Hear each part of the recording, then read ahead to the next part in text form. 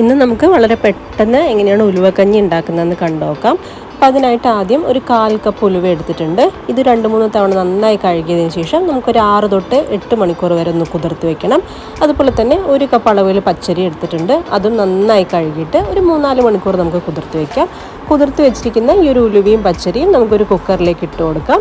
ഇനി ഇത് വേവാൻ ആവശ്യത്തിനുള്ള വെള്ളം കൂടെ ഒഴിച്ചിട്ട് ഒരു 3 വിസിൽ വരുന്നവരെ നമുക്കൊന്ന് വേവിച്ചെടുക്കാം. ഇനി ഒരു കുക്കറിൻ്റെ പ്രഷർ പോയി കഴിയുമ്പോൾ നമുക്കൊന്ന് അടപ്പ് തുറക്കാം.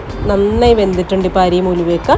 ഇതിലേക്ക് ഇനി നമുക്ക് തേങ്ങയുടെ 2 പാൽ 2 കപ്പും 1 കപ്പ് സാദാ വെള്ളവും ഒരു 1/2 ടീസ്പൂൺ ജീരകവും ആവശ്യത്തിന് ഉപ്പും കൂടെ ചേർത്ത് നന്നായി മിക്സ് ചെയ്തതിന് ശേഷം ഒരു 2-3 മിനിറ്റ് തിളയ്ക്കാനായി വെക്കാം. നന്നായി തിളച്ച് കഴിയുമ്പം ഇനി ഇതിലേക്ക് ഒരു 1/2 കപ്പ് തേങ്ങയുടെ 1 പാലും കൂടെ ഒഴിച്ച് നന്നായി മിക്സ് ചെയ്തതിന് ശേഷം ഫ്ലെയിം ഒന്ന് ഓഫ് ചെയ്ത് വെക്കാം. താളിപ്പിനായിട്ട് 1 ടീസ്പൂൺ നെയ്യിലേക്ക് കുറച്ച് ചെറിയുള്ളി ഇട്ട് നല്ലൊരു ബ്രൗൺ കളർ ആവുന്നവരെ വഴറ്റിയെടുത്ത് അതും കൂടി ഒരു കഞ്ഞിയിലേക്ക് ഒഴിച്ച് കഴിഞ്ഞ് കഴിഞ്ഞാൽ നല്ല ടേസ്റ്റി ആയിട്ടുള്ള ഉലുവക്കഞ്ഞി റെഡിയാണ്. അപ്പോൾ എന്തായാലും ഇതുപോലെ ഒന്ന് ട്രൈ ചെയ്യണേ.